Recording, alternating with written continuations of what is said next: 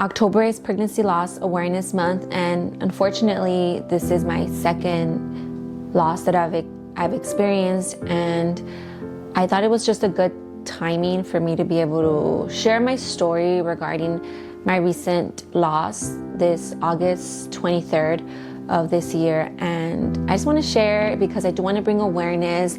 I find healing in being open about this, and I've learned that, God doesn't allow us to go through things for no reason. There is purpose in our pain, there is purpose in our suffering, and if we navigate it with God by our side, seeking Him, we're gonna get to see fruits and seeds being planted even in the midst of our pain. And I've had so many amazing conversations and just getting to listen to other moms that have experienced similar things with pregnancy loss or infant loss. And with my miscarriage, even back in 2021, it was so hard to navigate. And this time around, it's still hard and it still hurts. But I do find just a sense of peace, because of God. I'm thankful that He has given me that peace, but it doesn't mean that I don't feel and have emotions and go through the roller coaster of things and feelings that come with it. But I do want to share this story with you all. And it started the beginning of August 1st. I found out I was pregnant. Obviously, we were planning to have another baby, and it's always the beginning of what you see in your future, what is to come. It's always excitement and just, now we have Adrian, my rainbow baby, and he was gonna be a big brother, and all these excitements of things. We were at a place in our lives where we were just ready and we were excited, and we wanted all the new things that were to come with this baby that was growing inside me. And we spent all of August with that secret, pretty much for all of August, with that secret of, we're going to be parents, the excitement, planning, how we're going to do the announcement and how we're going to tell our family. We didn't want to start telling people till we actually had an ultrasound because of our recent loss. Sometimes fear did creep in, and I was constantly fighting it. Why am I feeling this way? I was always just taking my emotions to God because I know that was the right thing to do, but I hate it that in the back of my mind, for some reason, I always had this fear, and I was constantly fighting it in prayer. I would go to worship, I would go to scripture. I even got myself a book, that I knew was gonna help me and encourage me, even when I was feeling these emotions, which honestly, physically, I was feeling all the pregnancy symptoms, well, some of them, right? I wasn't vomiting or nauseous, and I never felt the backache, the cramping, all of that I did experience when I had my miscarriage. And I was just confused. I was I just wanted to feel all the strong pregnancy symptoms to feel like there's something actually going on, because unfortunately when you've experienced loss before and you're pregnant again, you're just trauma, right? And it's just something that you worry, and it's behind the back of your mind. And yes, I go to God and I want to be released from this fear, but it just always in the back of your mind, even when you're striving for that strong faith. And I'm not gonna lie, I felt fearful sometimes. I don't know why, and I knew, I don't know, maybe deep down, I thought something was gonna happen. I just don't know. I just remember just constantly feeling guilty for feeling fearful, because I'm no, I'm strong, I'm a woman of God, we're leaders at our church. I just think this just goes to show that even though you have such a strong faith, the enemy's gonna still want to attack and bring emotions of weakness in your spirit. And obviously this has to do with history or things that have happened before. But I hated it, and I was constantly holding on to my faith because that's all I know, and that's all that has gotten me through everything. And I think we were 7 weeks pregnant, and no, I don't remember, 6 weeks. I just remember I just wanted the assurance that my baby was safe and growing in me, so I kept calling the doctor, can you move up my appointment? They didn't want to see me till I was 11 weeks, which I thought that was crazy. I didn't want to wait till 11 weeks. I wanted to make sure everything was good, just to have peace of mind. And And that clinic was always booked. I kept calling other places, and unfortunately, it just sucks that nobody would take me in as soon as I wanted to. And maybe I should have done a better effort of finding other places, but I just was like, okay, God, I'm just gonna trust you while I'm waiting. But I did go to a pregnancy center, I think, in McAllen, and they honestly are really great resources. If y'all haven't looked into that, look into it. It's free, I believe, and they let you have an ultrasound there. And we went, and I think I was 6 weeks at the time, and I just remember being there, and they were doing the ultrasound, which we have the strip of the ultrasound that we got, but I think the baby was measuring like around 5.5 weeks, and they couldn't find the baby. They didn't do like the transvaginal ultrasound where it's like under there and like it's more detailed, because I don't think there's not like a doctor in that. It's not like a clinic, but they did have that resources. There were nurses there, but they weren't allowed to do more like clinical stuff just on the belly, and they were able to see the sac, but it was just still too early to tell. And I just remember feeling and leaving there so uneasy, because it brought back, emotions from the time that I did experience my miscarriage and they couldn't find the baby. And it just super triggering for me that day. And I remember just like feeling like kind of like sad or feeling like not assured. And my husband was always reminding me, like, why do you, like, there's a sac, there's like life there already, like, why are you worrying? But I just kept worrying because I wanted that assurance, and I wasn't getting the assurance that I wanted. But I know that God was giving me his assurance, right?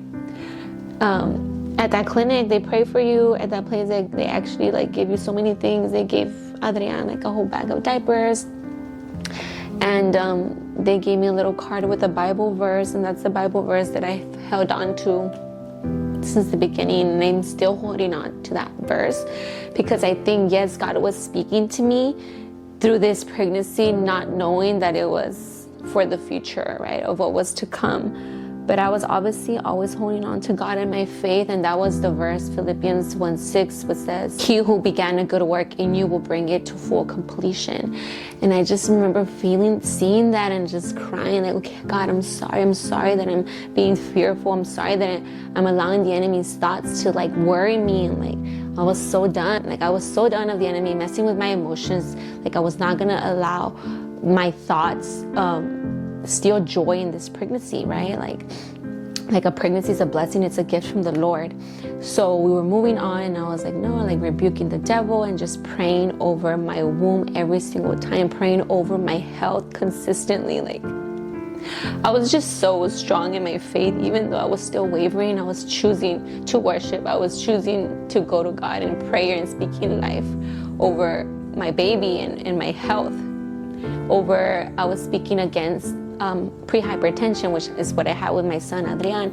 I was speaking against preeclampsia, high blood pressure, against swelling, all of the things, and over my body and health. And unfortunately, the next week I was feeling so uncomfortable. I remember I was feeling like lightheaded and like just so much pressure. It wasn't even cramping. It was such a weird feeling. Like I was honestly felt like I was like, I don't know. It just was such an uncomfortable feeling, but it didn't feel like cramping, but it was very painful. And I was trying to ignore it because I was in denial of something happening. It didn't feel the way it felt when I had my miscarriage, but it was not something that I think was right. And I was fighting it. I was feeling nauseous. I'm like, these are pregnancy symptoms, right? Lightheaded, kind of dizzy. But this whole time I was bleeding, like internally bleeding, and I didn't know it. Like, I would wipe and there was no blood. I was never bleeding, but it was all happening internally. It was an ectopic pregnancy. And I went to the ER that afternoon, and I just felt so bad. Like, I felt like I was being dramatic. And I think my husband, maybe he apologized at the time. Like, you're just being worried. Like, if you want reassurance, we'll go to the ER. Like, we didn't think we were going to go through this again. We didn't think we were going to go through this at all. but also I have such a strong like high pain tolerance that I think in my denial state of mind, or honestly I just don't know, I just know that I wasn't feeling well and it wasn't normal, and I wanted to make sure everything was good. And it started getting worse. We went to the ER and I remember just feeling bad because I feel like maybe I'm being dramatic. So I told Julian, no, it's okay, like we'll just leave, like I'll lay down at home and like I'll like let it make it go away. But it did. I was home and I remember just relaxing and things like that, and it went away, but then it started coming back again, and I was like, no, we have to go, like something's wrong. I just know something's wrong, like it's hurting. I'm not being dramatic, something is wrong, like this isn't right, like I'm not just being dramatic. And it did intensify as we got there, and it was already like evening at this point. Well, we were in the ER and it was just so painful. Like I was squirming in my seat. They were taking forever. I felt like forever to take me in. And finally, I was there and they did an ultrasound, and I just kept holding on to my faith. I was so strong and still having faith, right? Like, no, like until God says so, like that's like, I'm not gonna worry. I was relaxed. I was just waiting, you know. Now we were having hope. We were having hope that it's okay. Like it's just, I thought I was constipated, like, because it felt so like pressure. I was maybe I'm just constipated, and it hurt like down there, like it hurt a lot. I just thought honestly I was constipated, and it was like silly, but that's what I thought. And finally they took me to the back and they did a ultrasound, and you just know, like they're just taking forever, and then they can't tell you anything because they're not doctors. They can't explain to you what they're seeing. They're just snapping all the photos, and I'm just there like looking at Julian, like, can you see anything? Like mouthing the words to him, like, do you see something? Like, do you see anything? Like, the guy took forever, and you just know, but you're still trying to have faith, right? And he asked me, the guy, like, he just kept asking about my pain, and I guess because I was kind of chilling at that time, but the pain would come and go, and like what ended up being like was that I was bleeding, like I guess hemorrhaging a lot. There was blood just everywhere, apparently, what they made it seem like. And they were going to rush me from the ambulance to the actual hospital because this was like an ER clinic. And that's when things got kind of scary because I realized like my life was at risk. And I didn't understand the seriousness of it until later another nurse came in and kind of like scared us, like, this is serious, like you're like the sickest one here and you can like bleed to death kind of thing. And obviously I was like, oh my gosh, like what's gonna happen to me? Like I don't know, I didn't know what was gonna happen, and it was scary because obviously I started getting more pain and the ambulance was taking forever to get there. And finally the ambulance got there and they took me to the hospital where there was a doctor that was on call to do a surgery. This whole time they kept talking about a surgery, but I didn't even know what surgery they were talking about, and they were gonna remove my fallopian tube. But thankfully, by like a miracle of God, once we got there, when the actual doctor saw like the report, it wasn't as serious for them to remove it by emergency, which is what I thought. But there was always so much lack of communication where I felt so confused. I didn't know what was happening. But I was always just choosing to trust God. Like even then, like I remember just praying over my womb while we were on the way. I was like, God, you brought in the dead to life. Like you can do this here. Like I had so much faith. And I think that's why it hurts me, because even though I had a lot of faith, there was a time where I felt kind of let down by God. And it's okay. It's okay to feel sad and mad and angry when you experience something that you didn't want or expect, or you had all this hope. And I was just so strong in my faith, and I was in the ambulance just praying over my womb.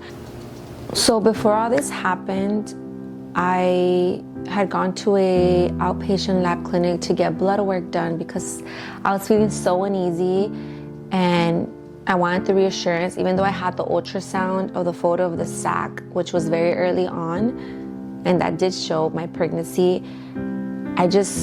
because they didn't see an actual like baby yet, and maybe it was because the baby was very early on. They didn't tell me anything like if the baby was in the wrong spot or anything like that. Again, it wasn't a clinic. I just was trying to ask a lot of questions at that pregnancy center, but because they're not doctors there, they just referred me to like, if you want to go to a lab place to get reassurance, or wait till you see your doctor. But I didn't want to wait till I was 11 weeks. So before all this happened with the ER, I went to an outpatient clinic. I think I was 6 weeks at this time, and I went to go check my ACG levels, and I believe they were at like 12,000. It was pretty good, and it was on track where I was, measuring. So I had like I felt a little bit easy. Okay, I like better. I saw my ACG levels, which is the hormone for the pregnancy hormone. So I was planning to go again the next week to see if the levels were going up, just to feel like, okay, there's growth, there's good. In the meantime, while I wait to be seen, I called the doctor. The clinic was able to move me up to 9 weeks. So I was okay, 3 more weeks of this, right?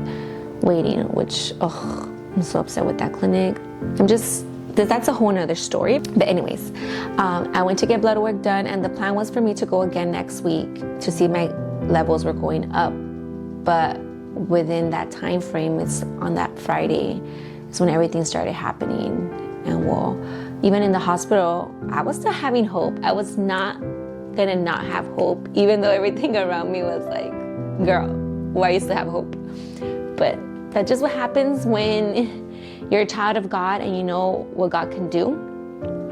And I didn't yet crumble because I was still like, nope, until God says so. And that next morning, I asked them for my ACG levels because they had gotten my blood work done, and I already knew I was at, I think it was 12,000.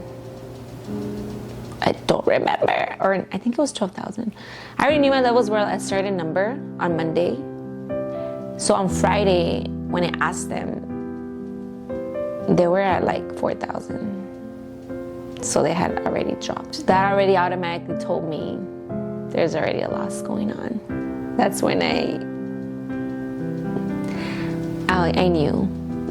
Like, I had asked the nurse, what were my levels at? And she said the number, and I just compared it to what I had checked for myself on that Monday, and I was like, oh yeah, they're already dropping, which for them was a good sign, which meant, okay, that's good, because if they weren't dropping, that would have been more harm for my body. So she said, oh, it's good, then they're going down. But to me, it was like, I'm losing the baby. And even then, I was still kind of having hope. I was like, maybe she said 14,000. Maybe I misunderstood. Maybe I heard wrong.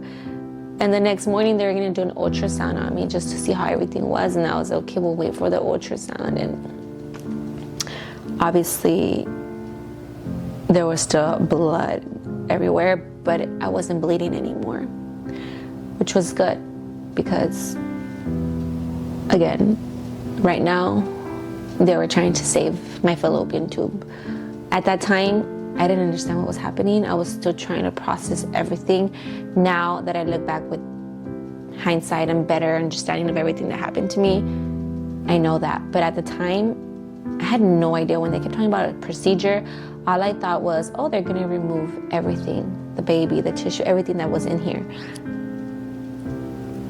But looking back at it, the whole time they kept mentioning the procedure was to remove my fallopian tube. They kept asking me, do you want to go with this drug, which was methotrexate, which is like a chemotherapy radiation drug that is going to dissolve the pregnancy out of my body. And that in itself was like they were making me choose. And I was feeling like I don't want to do the procedure if it's not necessary right now. But this drug, it's like a whole chemo drug. Also, I'm like, is that going to affect my body in the future? I don't know. And then just to know or think that it's, to me, I felt like I was going to kill the baby. Because that's what it was going to do. It's going to dissolve and reject and take the pregnancy away, which was good for my body, for my health. But because I knew the levels had already dropped, I feel like God gave me kind of that peace of mind, that I wasn't hurting the baby. The baby was already gone because the levels were already dropping. So it meant it wasn't growing, it wasn't going up. So I had that peace of mind, and that night I did have a dream, and I don't know if it's because, again, they put me in the postpartum floor. So I heard all the babies crying at night, like from the other moms. And I don't know if it was the actual babies crying, or in my dream, but I did hear like a baby crying, or like it almost felt like a farewell kind of thing. I remember that night. So like I already knew and like was processing everything that was happening, even though I didn't want to. I just felt like, why are we going through this again? I felt embarrassed. Like, people are just gonna feel sorry for us that we have to experience this. Like, I didn't want to be another sad sob story. I didn't want to be another pobrecitos, like kind of thing. And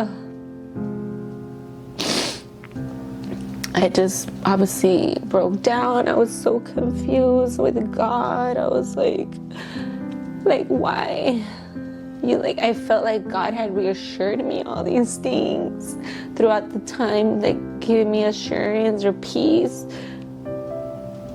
Like I said, God, but you said it was gonna come to full completion, like that verse that he kept reminding me of kept coming up. I'm like, I don't understand. Like, I feel like he didn't answer. I feel like he didn't come through for me at that time.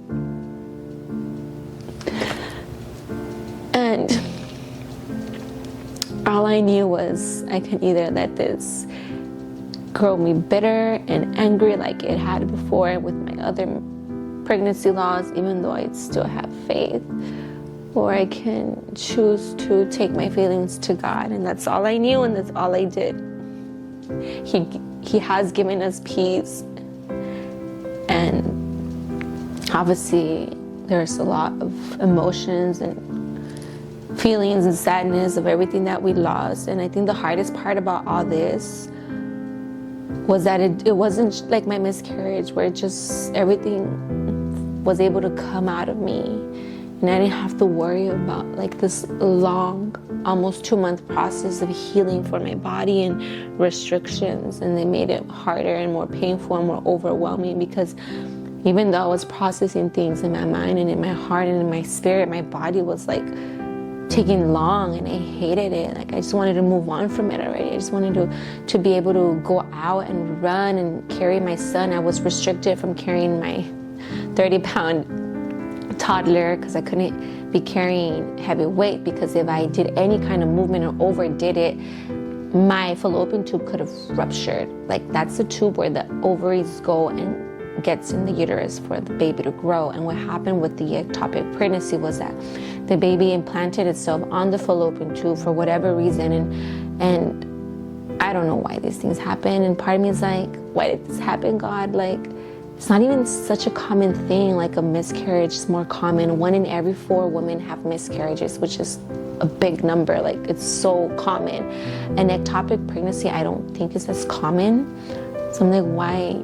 Like, I didn't understand. Like, part of me was like, God, like, why didn't you just let me have, if I was gonna lose this baby, why couldn't it just be a miscarriage? Like, why did it have to be an ectopic pregnancy where like I have to worry and be fearful about losing my fallopian tube, and like scared if I'm able to have babies in the future with one, and then still be at higher risk of this happening again? Like, fear for my future started creeping in. I didn't know what was going to happen. Am I going to be able to salvage this tube? I have to be extra careful. I didn't know anything.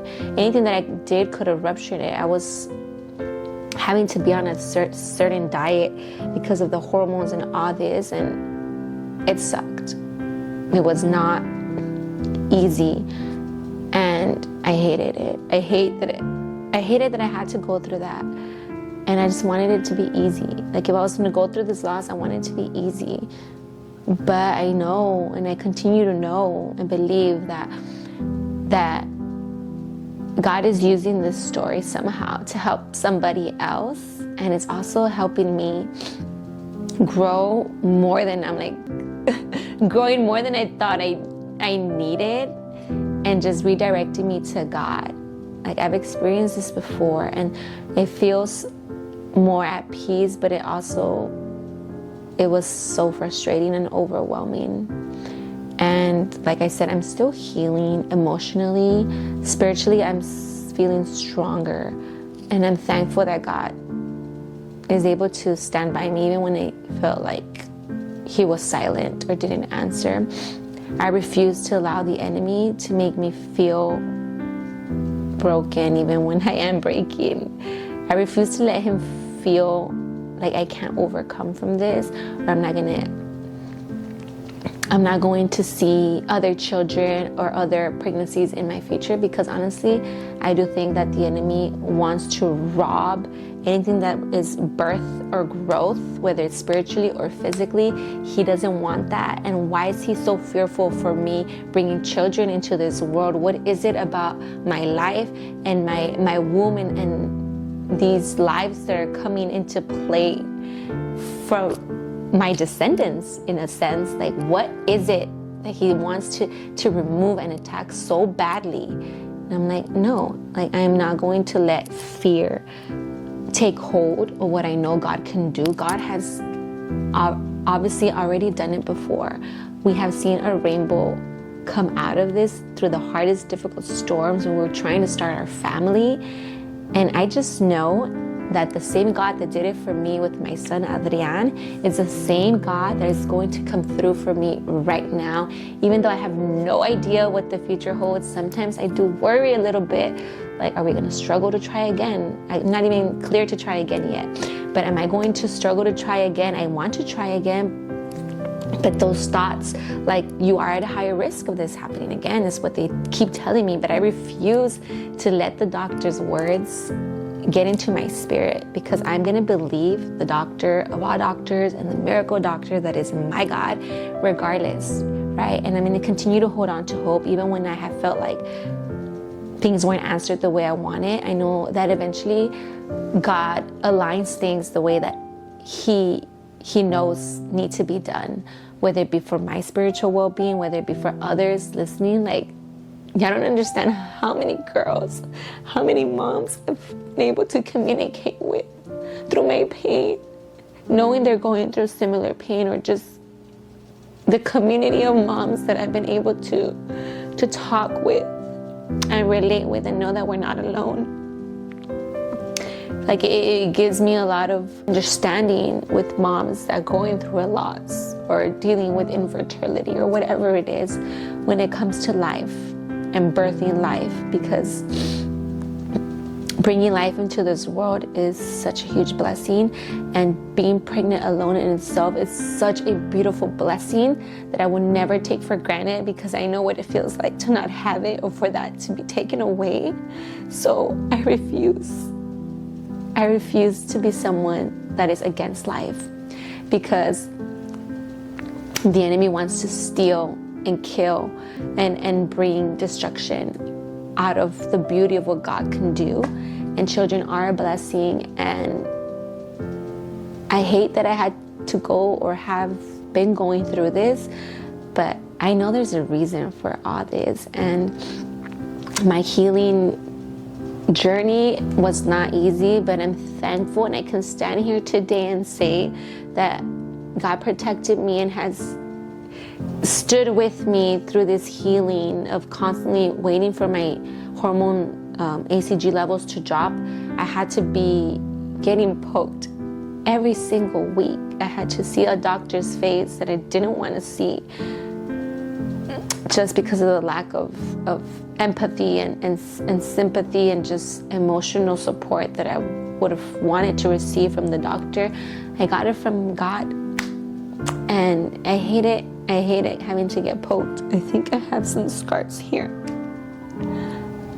but it was for my health, and I'm just so thankful, and I praise God that I didn't need to have a surgery. I didn't have that, I guess, extra concern of only having one fallopian tube. Although I did one time thought, like, God, if it needs to be removed because it was so painful. Like I didn't want to feel that pain anymore. I was like, I know that you could still give me a child even with one fallopian tube. You've done it for others. I was always doing my research because I was scared.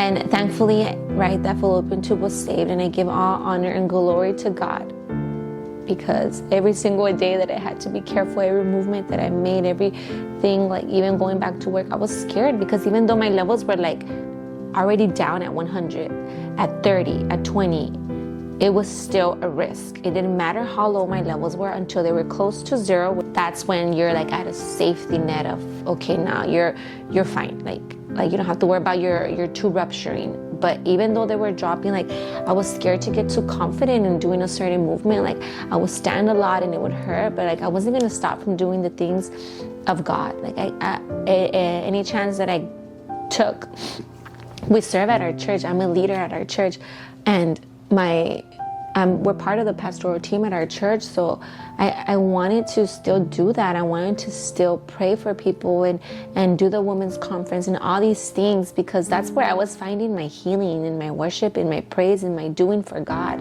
Obviously, I was still careful, like if I was standing so much or moving a lot, I was still very cautious. But I'm so thankful to have a community of faith-filled, not just leaders, but friends around me that have cared for us in the smallest things. You guys know who you are. I just want to say thank you for the small gestures, everything, even the foods that people brought for us, the meals, the cookies, the coffee, everything. Thank you all for the text messages, the comments, everything.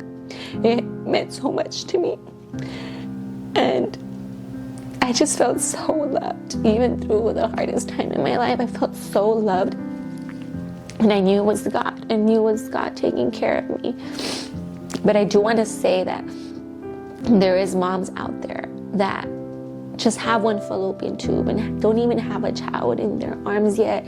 And I can only imagine the fear that they might be feeling of wanting to try again and wanting to grow a family, but still having that worry of like, is this going to happen again? Am I going to lose my other tube? Am I going to have a possibility of having children at all? Well, I just want to say that God is a God of miracles, and the enemy will want to instill fear.